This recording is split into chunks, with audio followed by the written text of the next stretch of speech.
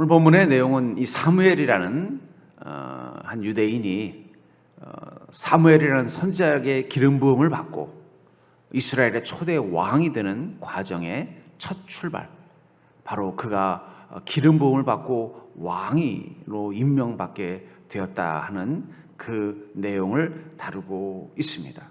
근데 이 사울이라는 사람을 여러분들은 이 신약에서 말하는 이 바울의 다른 이름 사울이 아니라 바로 다윗 왕의 바로 선대 왕이었던 이 베냐민 지파의 우린 사울을 생각하면 대부분 부정적인 생각을 하죠. 실패한 왕, 또 하나님을 실망시킨 기름 부음 받은 자.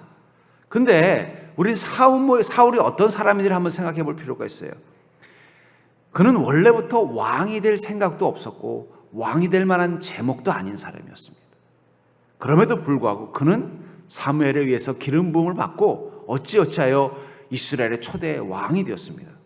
그리고 어쨌든 마지막에 비참하게 실패로 끝났지만 이스라엘이 하나의 왕국으로서 세워지는데 기초를 닦는 귀한 일을 감당한 것입니다. 특별히 이 사무엘은 애초부터 왕이 될 생각도 없었고 왕이 될 만한 제목도 아니었음에도 불구하고 그가 어쨌든 완전하진 않지만 이스라엘의 왕으로서의 역할을 감당하는데 가장 핵심적이었던 것은 그에게 성령님이 임하셨기 때문입니다. 그가 얼마나 부족한 자였는지를 사무엘상 10장 21절과 22절은 이렇게 말하고 있습니다. 베냐민 지파를 그들의 가족별로 가까이 오게 하였더니 마드리의 가족이 뽑혔고 그 중에서 기스의 아들 사울이 뽑혔으나 그를 찾아도 찾지 못한지라. 그러므로 그들이 또 여호와께 묻되 그 사람이 여기 왔나이까? 여호와께서 대답하시되 그가 진보다리들 사이에 숨었느니라 하셨더라. 사무엘이 이스라엘의 왕을 뽑는데 이 제비 뽑기로 해서 어느 지파에 어느 가문에 누구를 왕으로 세울까 했다 봤더니 사울이 뽑힌 거예요. 그래서 사울을 찾아봤더니 보이지 않더라는 것입니다. 왜 안 보이나 봤더니 그가 사람들의 눈을 피해서 짐 뒤에 숨어 있었다는 거예요. 이 숨어 있었다는 건 뭘 의미하는 거예요? 난 그런 거 못해요. 난 그럴 자격이 안 됩니다. 라는 뜻이라는 거예요. 그러니까 그는 왕이 될 만한 자격이 없었던 것입니다. 그것을 사람들도 알고 있었습니다. 그래서 27절에 보니까 어떤 불량배는 이르되 이 사람이 어떻게 우리를 구원하겠느냐 하고 멸시하며 예물을 바치지 아니하였으나, 심지어는 좀 거칠고 뭔가 좀 반감이 많은 이스라엘 사람들은 뭐라고 말했다는 거예요? 이 사울 같은 사람이 어떻게 우리를 구원하는 왕이 되겠어? 말도 안 돼 하면서 그를 왕으로서 예우하는 그 예물을 바치지 않았다 하는 것으로 해서 인정하지 않았다는 뜻이 있다는 것입니다. 그런데도 그는 잠잠하였더라. 할 말이 없었다는 거예요. 이처럼 사울은 원래 자체부터가 왕이 될 만한 제목이 되지 않았고 왕이 될 생각조차도 없었으며 사람들도 그를 왕으로 인정하지 않았던 사람입니다. 그럼에도 불구하고 그가 이스라엘의 초대 왕이 될 수 있었던 비결은 바로 오늘 본문에 여호와의 영이 그에게 크게 임했기 때문이라고 말하고 있다는 것입니다. 여러분, 우리 인생을 바라볼 때 주님, 저는 그럴 자격이 되지 않습니다. 저는 제 인생 별 볼 일 없습니다. 저는 아무것도 없습니다. 난 아무것도 아닙니다. 저는 머리도 나쁘고 지혜도 없고 배경도 좋지 않고 건강도 없고 뭘 할 수 있는 것이 아무것도 없는 그런 존재입니다 라고 말할 수 있지만, 그럼에도 불구하고 우리 인생 가운데 성령님이 크게 역사하신다면 우린 다른 사람처럼 살 수 있다는 것입니다. 우리 그리스도인이 성경에 나오는 위대한 그리스도인처럼 위대한 삶을 살 수 있는 것은 우리가 원래부터 괜찮은 인생이어서가 아니라 주의 영이 크게 임할 때 가능하다는 거예요. 저는 늘 예수님을 볼 때마다 불만이 뭐냐면, 왜 예수님은 12명의 제자를 좀 괜찮은 이들을 제자로 삼지, 어부, 세리, 열심당원, 그렇게 어떻게 보면 그 시대 그 사회에 이렇게 내놓을 만한, 그래도 그 중에 조금 좀 괜찮은 이 제자가 누구냐면 사도 바울이에요. 그래도 바울은 집안이라도 좋고, 근데 바울은 처음부터 예수님 제자가 되지 못했다는 거예요. 어떻게 이 부족한 자들을 예수님께서 일부러 고르라고 해도 못 고를 만큼 그렇게 부족한 자들을 12제자로 삼으셨을까?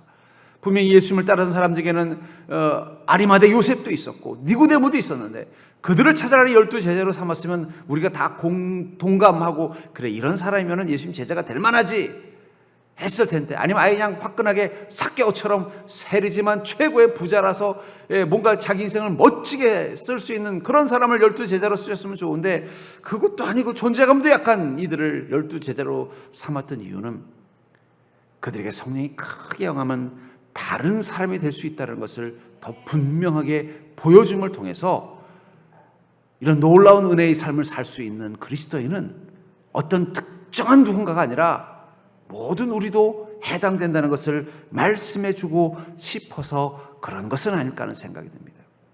사울도 그렇고 예수님의 제자들도 그렇고 그들이 특별한 인생을 살 수 있었던 비결은 오직 하나, 바로 여호와의 영이 크게 임한 자들이기 때문입니다. 그렇다면 여러분들도 여러분들의 인생을 뭔가 다르게 살고 싶다면, 뭔가 내 인생이 완전히 다른 사람처럼 완전히 내가 자신이 생각해도 야, 내가 어떻게 이런 인생을 살 수 있지? 어떻게 이런 생각을 하며 살 수 있지? 어떻게 이런 모습으로 살 수 있지? 이런 인생으로 살기 위해서 여러분들에게 가장 먼저 필요한 것은 바로 여호와의 영이 크게 임하는 인생, 다른 말로 표현하면 성령의 충만함을 온전히 경험하는 인생이 되면 여러분들의 삶은 달라질 수 있다는 것입니다. 그러니까 여러분들 기대를 가지십시오. 아이고, 이 나이에 여호와의 영이 크게 임하면 어떻게 된다고요? 나이가 중요한 게 아니라는 거예요. 모세도 80에 주의 영이 크게 임하니까 어떻게 하셨어요? 하나님 그를 높이 쓰셨잖아요. 나이가 중요한 게 아니라 나에게 주의 영이 크게 임하는 경험이 있는가, 이게 중요한 것입니다. 제가 지금 우리 교회를 볼 때마다 하나님, 우리 서정교회를 주님 어떻게 또 이 코로나 끝나고 나면은 어떻게 또 교회를 또 새롭게 디자인해야 되겠습니까? 고민할 때마다 하나님이 저에게 주시는 음성이 뭐냐면, 여기 성도님들이, 성도 한 사람 한 사람이 주의 영을 크게 경험할 수 있도록 만드는 교회. 저는 우리 교회가 여러분들 한 사람 한 사람이 성령의 놀라운 뜨거운 은혜를 충만하게 경험할 수 있는 그런 교회가 될 수 있도록 여러분 함께 기도하시고 함께 만들 수 있는 자가 되기를 주의 이름으로 축복합니다. 그렇다면 우리가 사울처럼 성령 충만함이 우리 가운데 임해서 우리 인생을 바꿔놓는다면 어떤 인생으로 바꿔놓을까요? 저는 그것을 통해서 여러분들에게도 성령님이 크게 임한다면 여러분들의 삶이 어떻게 변하는지를 사울을 통해서 발견하고 여러분들도 그런 인생을 꿈꾸는 믿음을 갖는 자가 되기를 주의 이름으로 축복합니다. 먼저 성령이 충만하면 어떤 인생으로 바뀌는가? 바로 자신의 내일을 보며 사는 인생으로 바뀐다는 거예요. 사울에게 주의 영이 크게 임하자 그는 어떻게 됐냐면 자신의 내일을 보면서 사는 인생으로 바뀌었다는 것입니다. 본문 6절에 보면 내게는 여호와의 영이 크게 임하리니 나도 그들과 함께 예언을 하고 변하여 새 사람이 되리라. 사울이 사무엘을 만나러 온 이유는 그가 외삼촌의 양을 잃어버렸기 때문입니다. 외삼촌의 그 가축을 잃어버렸기 때문입니다. 어디 있는지도 못 찾아서 그걸 찾으려고 하다 보니까 마침 여기 사무엘이 계시다고 하니까 그분이라면 충분히 찾아낼 수 있을 것이다, 그런 성령의 은혜로 찾아낼 수 있을 것이다 하고 기대고 왔더니 사무엘은 그 부분보다 더 중요한 건 네가 여호와의 영이 크게 임하는 게 중요하다고 가르쳐주고 있다는 것입니다. 여기 너도 그들과 함께 예언할 것이다 할 때 그들은 누구냐면 바로 선지자들을 뜻하는 것입니다. 그리고 여기 함께 예언하는 자가 된다라고 할 때 예언이라는 말이 히브리어로는 나바라는 뜻인데 이것은 환상 중에 보는 내일을 의미할 때 쓰는 단어예요. 그러니까 예언이라는 게 아무개는 이렇게 될 것이다 그런 게 아니라 환상 중에 내일을 보는 것을 이 말하는 의미로서 이 예언을 쓰고 있다는 것입니다. 선지자들은 어떤 사람들입니까? 어떤 한 개인이나 어떤 국가나 어떤 집단의 내일을 미리 보고 그것을 말해줄 수 있는 거예요. 그렇죠? 선지자 요나가 하나님께서 그에게 어떤 환상을 보여주셨어요? 니느웨 성이 멸망하는 것을 보여주셨잖아요. 그리고 요나에게 가서 뭐라고 말합니까? 너 가서 니느웨 사람들에게 내가 너에게 보여준 것을 전하라. 그래서 요나가 가서 니느웨의 미래에 대해서 선포했더니 니느웨 사람들이 어떻게 했습니까? 다 자기 죄를 회개하고 그래서 그 심판의 멸망으로부터 구원받게 됐다고 말하고 있잖아요. 그러니까 선지자가 말하는 예언이라는 것은 내일 한 개인이나 한 집단에게 일어날 내일의 일을 환상 중에 미리 보게 되는 게 바로 예언자인 것입니다. 그런 그들과 함께 너희가 예언한다는 것이 결국 사울이 본 그 예언은 무엇일까요? 그것은 자신의 미래, 이스라엘의 왕이 되어서 이 땅을 통치할 자신의 미래를 본 것입니다. 그걸 보는 순간 어떤 생각이 들었을까요? 아니 내가 앞으로 이런 인생을 살 거라고? 그렇다면 내가 그런 인생을 사는 자가 되어야겠지. 바뀌게 된다는 거예요. 여러분, 그리스도인의 성취라는 것은 이미 하나님께서 내게 보여주신 것이 이루어지는 것을 성취라고 말합니다. 응답이라는 게 결국 뭐예요? 하나님께서 우리에게 미리 보여주신 것이 이루어지는 게 응답받는 거예요. 하나님께서 우리에게 어떤 걸 이루어 주실 때 순서가 있어요. 먼저 우리에게 보여주십니다. 마음으로 보여주시는 거예요. 아, 하나님께 이렇게 해주시겠구나. 그리고 그것을 위해서 기다리고 준비하면은요, 어느 순간 그게 응답되는 것, 성취되는 것을 보게 되는 게 그리스도인의 성취라는 거예요. 요셉은 어떻습니까? 어릴 적에 꿈으로 하나님이 무엇을 보여주셨어요? 바로 요셉의 형제들이, 또 요셉의 부모님이 자신에게 절을 하는 것을 보여주셨잖아요. 그것이 이루어질 날을 기대하면서 그는 열심히 자기 인생을 살고 드디어 어떻게 됐어요? 애굽에서 자기의 형제들과 자기의 부모가 자신에게 존경의 절을 하는 것을 보게 된 거잖아요. 환상으로 본 것이 실제가 됐다는 거예요. 예언은 그런 것입니다. 목사인 저에게도 하나님께서 주신 몇 가지 환상들이 있어요. 특별히 우리 서정교회와 관련된 환상. 제가 전에 어떤 교회에서 제가 담임을 하게 되겠습니까? 했을 때 하나님이 보여준 환상 중에 하나가 이 항공모함입니다. 항공모함. 그래서 이 항공모함이 뭘까? 그게 뭘까? 했는데 이 평택항이 바로 이 미군이 미 해군이 항공모함이 정박하는 것이더라고요. 그래서 하나님이 나를 이곳으로 보내시려고 그걸 환상 중에 보여주셨구나. 그 환상을 제가 30대 초반에 봤는데 40대 중반에 하나님께서 실제로 보여주신 겁니다. 그것 말고도 몇 개 더 보여준 게 있어요. 아직 그거는 이루어지지 않았습니다. 그래서 저는 어떻게 이루어지실까 기대하면서 저의 내일에 대해서 기대감을 가지고 하나님 내게 보이신 그 환상대로 어떤 일을 이루어 주실까를 기대하는 마음을 가지고 사역하고 있습니다. 하나님 보여주신 걸로 보면 우리 서정교회가 아마 대단한 일을 할 것 같은데 아직은 그걸 이루어 주지는 않으셨어요. 환상만 보여주셨어요.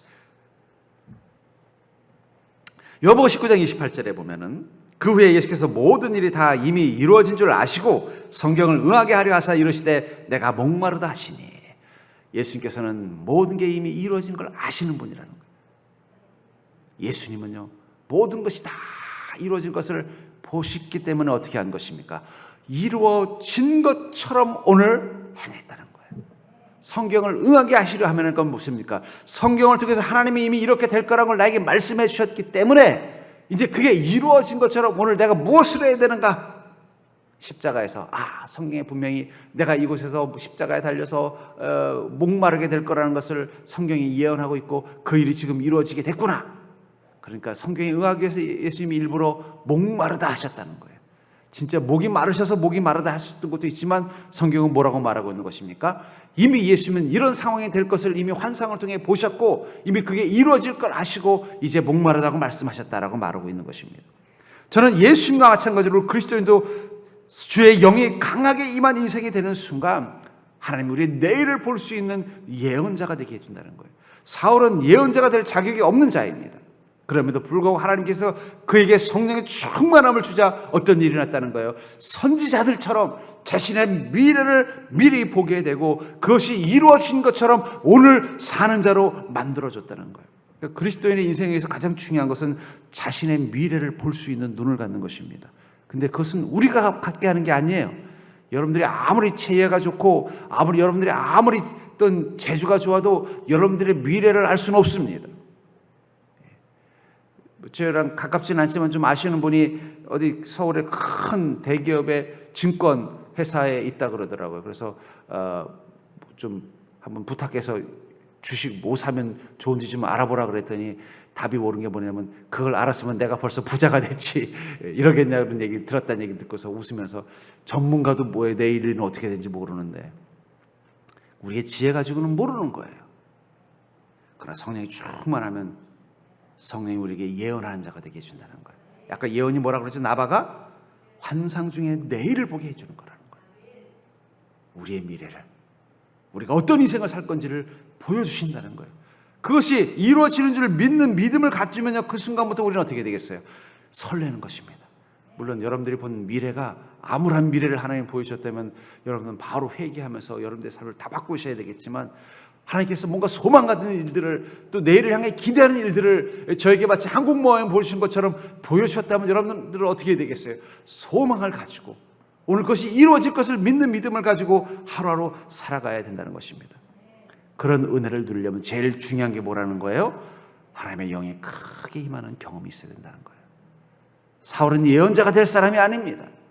사울은 그만한 재능도 없었고 영적인 탁월함도 없었지만 주의 영이 크게 임하자 그는 마치 예언자처럼 자신의 내일을 볼 수 있는 눈이 생겼다는 것입니다.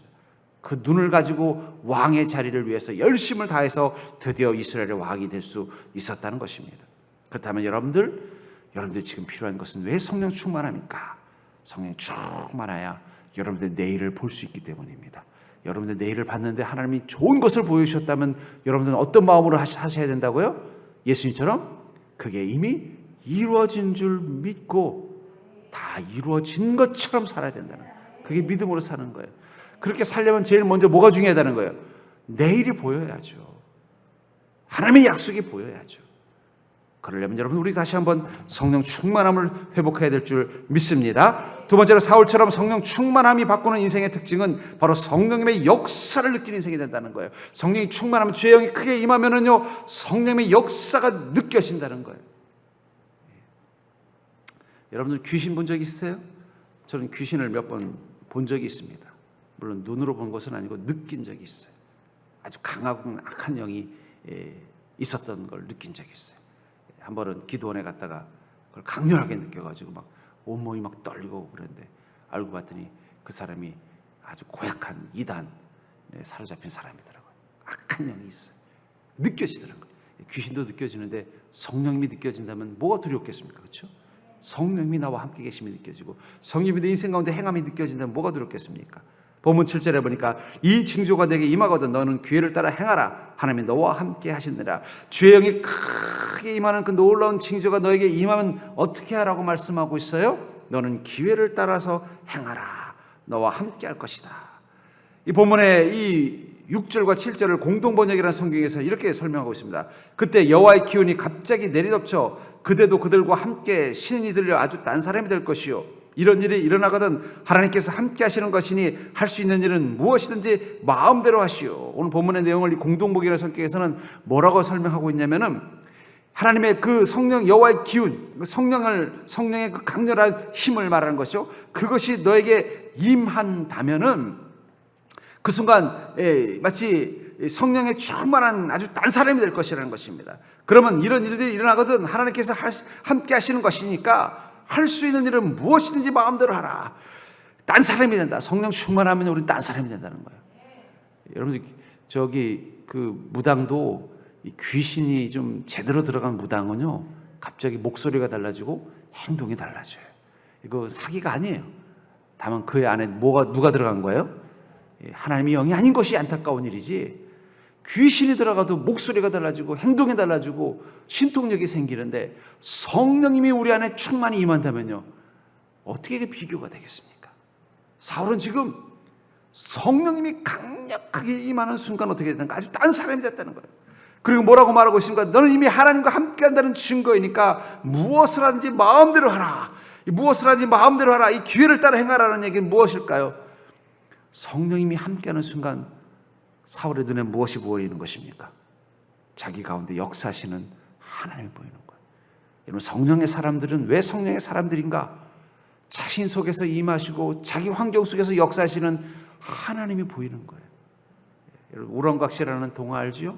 어떤 농촌 총각이 혼자 호랍인데 밭을 가면서 이 농사 지어서 누구랑 먹고 사나 하면서 한탄하고 있다가 개울가에 우렁이 있길래 우렁이 한 마리를 집에다 갖다 놨더니 이 우렁이가 가시가 돼서 어떻게 한 거예요? 맛있는 밥을 해놓는 거예요. 집에만 가면 밥이 돼 있고 반찬이 돼 있고 청소가 돼 있으니까 그 순간부터 느낀 것입니다. 누군가 있다. 우리 집에 누군가 있다. 그래서 드디어 그 우렁각시를 찾아내서 행복하게 살았는지 행복하지 않게 살았는지 제가 끝까지 안 읽어봐서 모르겠어요.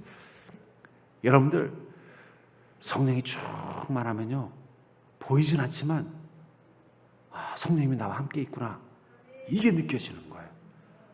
밖에 나가다 들어와 보면 집안이 청소가 되어 있는 것처럼 성령님이 내 인생 가운데 뭔가 정리하고 계신 게 보이는 거예요. 나가서 열심히 땀 흘리고 돌아와 봤더니 식탁에 밥상이 마치 그 우렁각시가 밥상을 맛있게 차려놓은 것처럼 성령님이 내 인생 가운데 역사하신 게 느껴지는 거예요. 얼마나 신나는 일입니까? 그렇죠? 그 총각이 혼자 살 때는 맨날 한숨을 쉬고 살았는데 언제부턴가 식탁에 막 상이 차려져 있고 방이 정리가 돼 있으니까 그 다음부터는요 막 집에 가는 게 신나는 거고 누군지 막 알고 싶어서 막 설레게 되는 것처럼 성령이 충만해지면은요 성령이 내 인생 가운데 지금 운행하고 계시고 역사하고 계신 게 느껴지기 시작한다는 거예요. 보이기 시작하는 거예요. 그럼 여러분들은 어떻게 하겠어요? 그 성령님하고 함께 하고 싶어 하겠지요. 그렇죠? 에고 무서워라 하고 도망가지 않을 거 아니에요. 귀신이면 모르겠는데 하나님의 영이신데 더 그 성령님께서 함께 하시는 대로 나도 같이 가려고 할 거라는 거예요. 또 성령님이 우리와 함께 하실 때 성령 우리 가운데 어떻게 역사하시는가? 사도행전 8장 29절에 보니까 성령이 빌립더로 이르시되 이스라엘로 가까이 나가라 하시거늘 성령님 우리와 함께 하시는 순간 성령은 우리에게 명령하신다는 거예요. 마치 빌립 지사에게 너는 이스라엘에 가까이 가라 하는 것처럼 우리가 성령 충만하면요 성령의 음성이 들리기 시작합니다. 그것을 세미한 음성이라고 표현하는데 하나님이 지금 나에게 말씀하시는 게 느껴지는 거예요. 이 귀로 듣는 게 아니라 내 영으로 들리는 것입니다. 그걸 따라서 행동하게 된다는 거예요. 성령이 명령하시니까 따라가게 돼 있죠. 또 사도행전 16장 6절에서는요 성령이 아시아에서 말씀을 전하지 못하게 하시거늘 성령이 충만하면 성령께서 내 마음 가운데서 또 금지시키는 게 느껴지는 거예요. 성령님이 지금 하지 못하게 하시는구나. 그럼 어떻게 해야 돼요? 안 하면 되는 거예요. 하나님이 하시라고 하는 건 하고 성령님이 하시지 말라고 하는 것은 안 하고 산다면 어떤 일이 날까요? 왜 요셉의 삶이 형통했어요? 그는 성령 충만한 사람이었고 그 성령 충만하여 성령님이 명령하신 것을 따라 살아가는 순간 모든 것이 합력해서 선을 이루었기 때문입니다. 여러분 성령 충만한 사람은요 미래에 대해서 걱정할 이유가 없습니다. 왜냐하면 내 미래에 좋은 선택을 하면 성령님이 가라 명령하실 거고 내가 어리석어서 잘못 선택을 하면 성령이 막아주실 것이기 때문입니다. 그러니까 여러분들 그리스도인은 성령 충만해야 되는 이유 중에 하나는 뭐냐면 우리가 내일 일을 내 힘으로 해결하려고 들면은요 늘 두렵고 근심되고 걱정됩니다. 요즘 같은 상황이면 더 그렇죠. 무슨 일이 날지 어떻게 될지 또 나이는 먹어가고 통장에 돈은 없고 몸은 약해지고 노후는 어떻게 할까 근심 걱정되는 사람들이 얼마나 많습니까? 그러나 성령 충만하면요 우리 안에 확신이 있어요. 내가 성령 충만하여 성령님께서 내 인생 가운데 함께 계시고 성령님께서 내 인생 가운데 역사하신다면 나의 모든 것은 합력해서 선을 이루게 될 것이라는 확신이 있다는 거예요. 그렇기 때문에 성령 충만한 사람은 무엇을 하든 당당합니다. 성령 충만한 사람은 무엇을 하든 두려움이 없습니다. 왜냐하면 성령님이 가라고 하시니까 간 거고 성령이 멈추라고 하니까 멈출 줄 아는 자들이기 때문에 그게 마음대로 하는 거예요.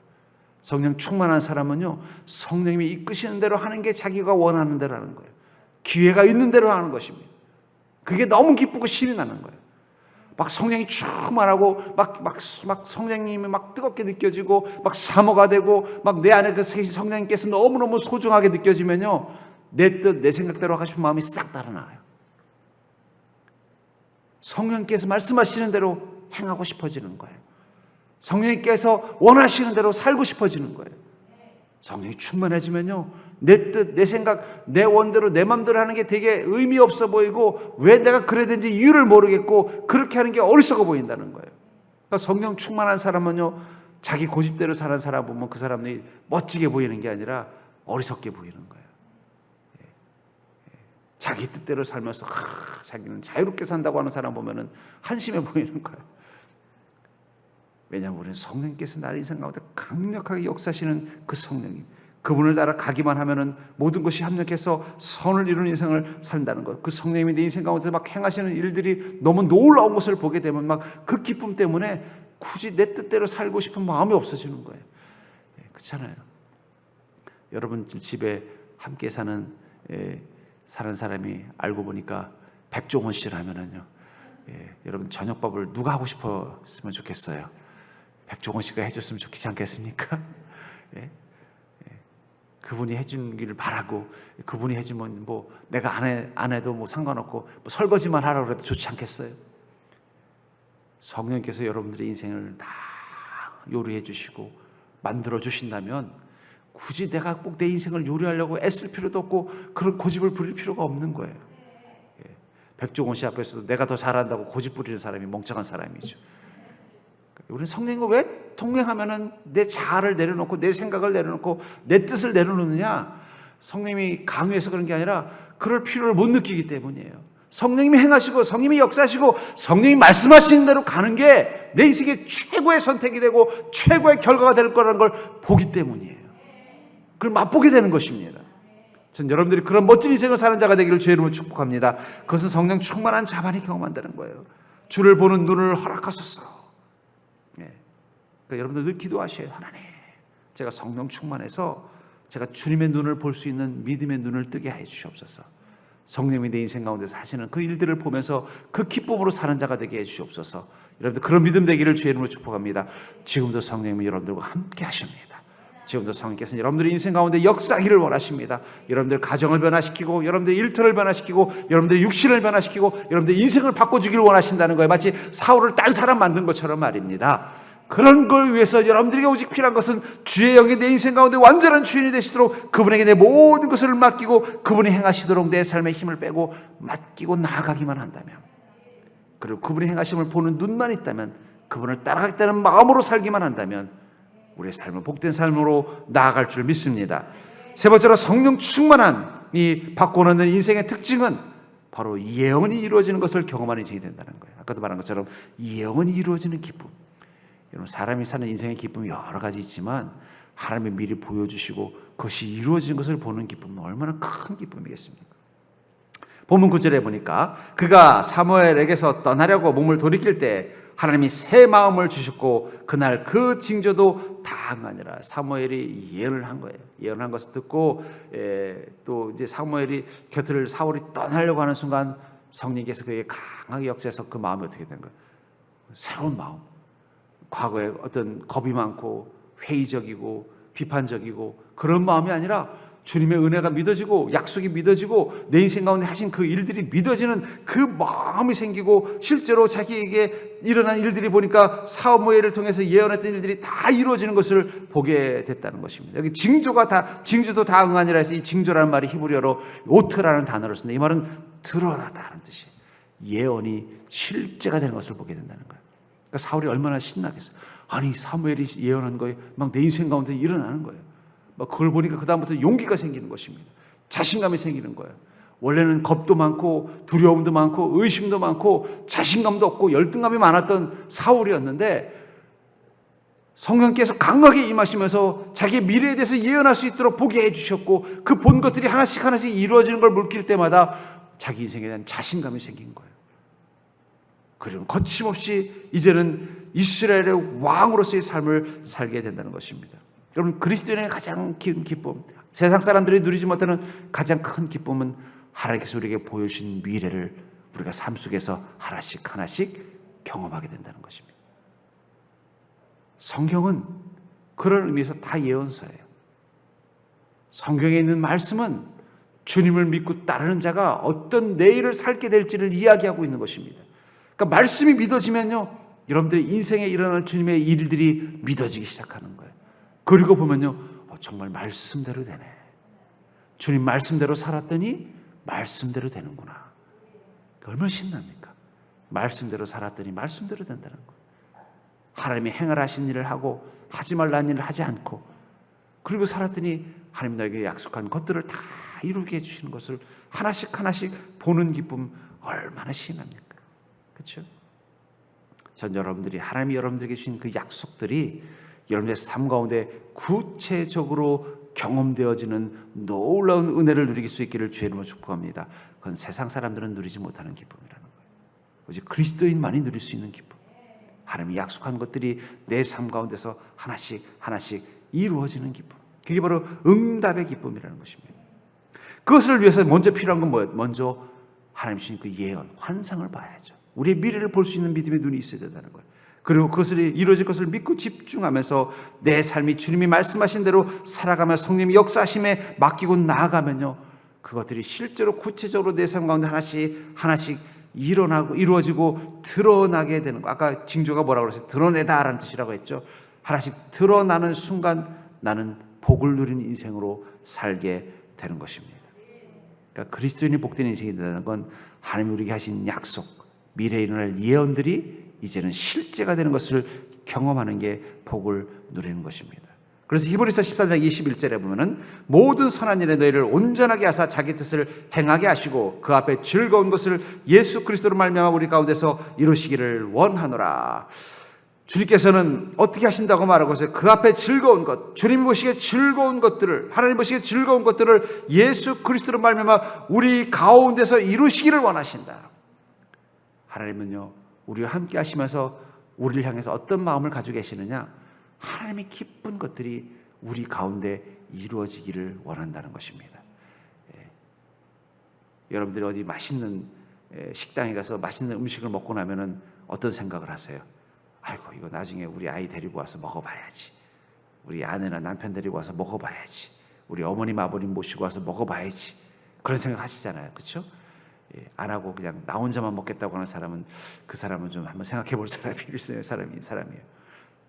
그 가정의 정상적인 구성원이라면 이거 먹어보고 나서 이거 나중에 가서 우리 부모님하고 꼭 모시고 와서 한번 먹어봐야지. 이거 꼭 우리 아이들 데리고 와서 꼭 먹어봐야지. 우리 남편, 우리 아내 데리고 와서 꼭 먹어봐야지.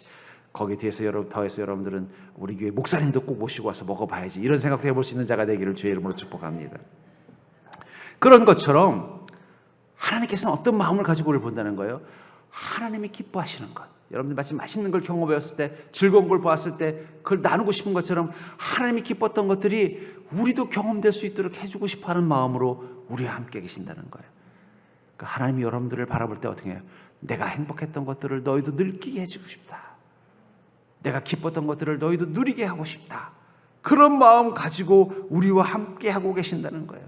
그러니 그 하나님을 여러분도 어떻게 해야 되겠어요? 아무리 내가 우리 이 맛있는 식당 우리 아이 오면은 꼭 한번 가서 맛있게 먹어야지 그랬는데 그놈의 아이가 집에 올 생각을 안 하면 어떻게 되는 거예요? 그럼 걔는 못 먹는 거예요. 마찬가지라는 것입니다. 하나님께서는 하나님의 기쁜 일들을, 하나님께서 행복했던 것들, 하나님이 기뻤던 것들을 여러분들도 누리게 하고 싶은 마음을 가지고 여러분들을 만나러 왔는데 여러분들이 어떻게 하는 것입니까? 마음의 문을 안 열어주는 거예요. 성령 충만하다는 것은 마음의 문을 열고 영이신 하나님을 영접해서 그분의 손을 붙잡고 주님이 가시는 곳이면 어디든지 같이 가겠습니다. 주님이 하시는 일이라면 저도 같이 하겠습니다.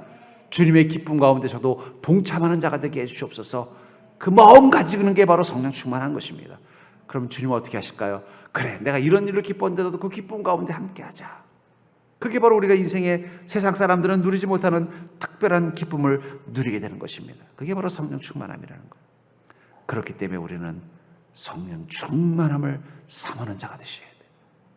지금 이 시대 교회의 회복, 성도의 회복, 세상의 회복, 결국은 한 가지 단어로 정리한다면 다시 한번 한 영혼들이 주의 영이 크게 임하는 놀라운 기쁨을 경험하는 것입니다. 우리 최근에 조용기 목사님이 소천하셨죠. 그분에 대해서 좋은 평가도 있고 나쁜 평가도 있겠지만 그러나 모두가 다 인정할 수밖에, 특별히 모든 그리스도인이 인정할 수밖에 없는 가장 중요한 공헌은 모든 성도들이 주의 영이 크게 임하는 방법을 알게 해줬다는 거예요. 성령의 충만함이 무엇인지, 주의 영이 뜨겁게 임하는 기쁨이 무엇인지를 알도록 대한민국에 있는 그리스도인들이 어떻게 하면 그것을 경험할 수 있는지를 알도록 하는 그 지혜를, 그 시범을 모델이 되어줬다는 거예요. 전 그런 의미에서 조용기 목사님은 이 땅의 교회에 정말 큰 일을 하셨다고 생각해요. 물론 아쉬운 부분도 있겠지만, 근데 안타까운 것은 지금 우리는 그것을 잊어버렸습니다. 주의 영이 크게 임하는 것의 기쁨, 주의 영이 크게 임했을 때 일어나는 우리 삶의 놀라운 변화. 이 사울이라는 찌질한 사람이 주의 영이 크게 임하니까 딴 사람이 된 것처럼 우리도 주의 영이 뜨겁게 임하는 심령이 회복되어야만 우리는 하나님을 기쁘시게 하는 자로 변화될 수 있는 것입니다. 그런 자에게 또 주님의 기쁨이 함께 경험되는 인생을 누릴 수 있다는 것입니다. 그런 의미에서 여러분들 시편 57편 2절에 내가 지존하신 하나님께 부르짖으며 곧 나를 위하여 모든 것을 이루시는 하나님께로다. 왜 우리가 주님께 뜨겁게 성령 충만하여 부르짖어야 될까요? 왜냐하면 우리가 찾는 그 하나님은 나를 위하여 모든 것을 이루시는 하나님이시기 때문입니다. 전 여러분들이 그 하나님을 반드시 경험하는 인생이 될 수 있기를 주의 이름으로 간절히 축복합니다. 하나님 여러분들의 미래 가운데 약속을 준비해 놓으셨습니다. 그것을 이룰 수 있도록 지금부터 성령님으로 여러분들과 함께 역사하고 계십니다. 그리고 여러분들의 인생 가운데 그 예언이 반드시 현실이 되는 놀라운 은혜를 경험할 때가 있을 것입니다. 그것을 위해서 우리에게 필요한 것은 오직 딱 하나, 성령의 충만함을 가지고 주의 영이 강하게 임하는 놀라운 체험을 하면서 날마다 살아가기만 한다면 그것들은 여러분들의 것이 될 줄 믿습니다. 여러분들이 그런 믿음 갖는 자가 되기를 주의 이름으로 간절히 축복합니다.